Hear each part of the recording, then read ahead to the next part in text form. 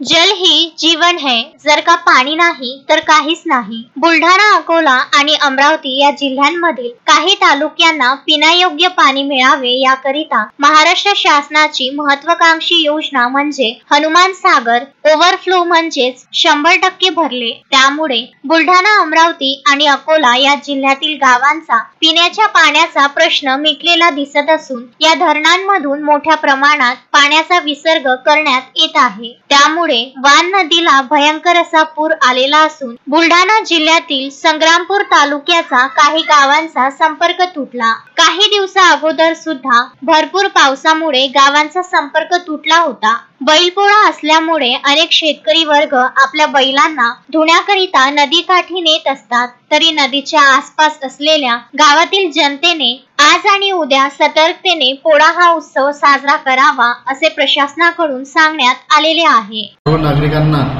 प्रशासनाच्या वतीने विनंती आहे की मोठ्या प्रमाणावर नदी तुडुंब भरलेले असल्यामुळे आज पोळाच्या सणाच्या दिवशी कुठल्याही शेतकऱ्यांनी नदीच्या काठी जाऊन स्वतःचा जीव धोक्यात घालू नये।